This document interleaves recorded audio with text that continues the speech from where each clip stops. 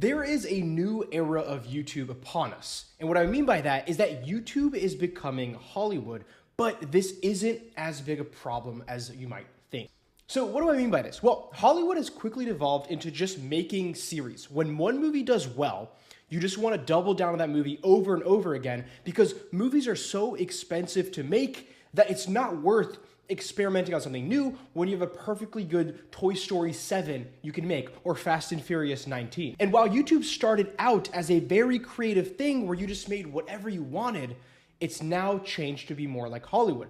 And a great example is Mr. Beast's $1 versus $1 billion series, right? If you look at this playlist, it's a collection of every single idea he's done in the series. And as you can see, he's done 12 different ideas and they've all banged. That's the worst part about all this. People hate on how YouTube and Hollywood have gotten too repetitive, but the numbers don't lie. It just works. Some of Mr. Beast's top videos are from this series. 500 million views, 400 million views, 550 million views, 400, 500, 400, 300, 300, 200.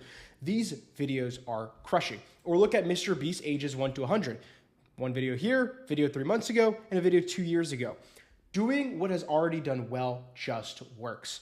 And it's not just Mr. Beast. Everybody's favorite creator, Ryan Trahan, also does this. If you look at most of his videos, they're all based on videos that have done well before, but I'll only show you one example.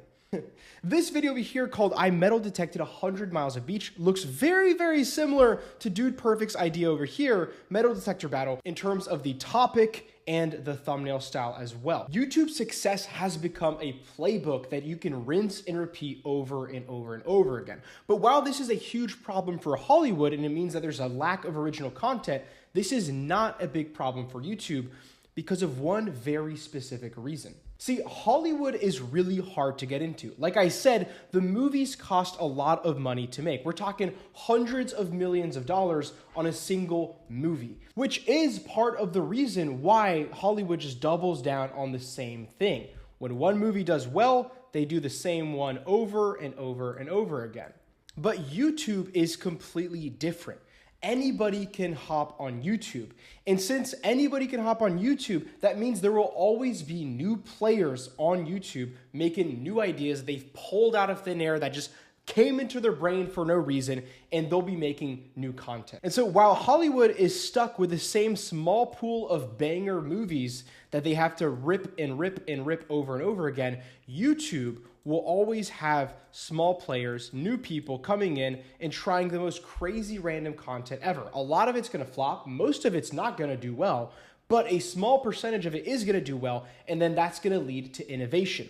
And while that innovation is gonna be copied over and over and over again, that cycle is going to continue over and over again because anybody can hop into the space. And a lot of people seem to get mad about YouTubers just doubling down on what works or Hollywood doubling down on what works, but the numbers don't lie. Sequels crush. They make a ton of money for Hollywood and they make a ton of money and a ton of views for YouTubers. So the day people decide to stop watching sequels is the day YouTube and Hollywood is gonna stop doing it. But for now, it's crushing it. And while I personally think that Hollywood is dying, YouTube is not because of this phenomenon right here.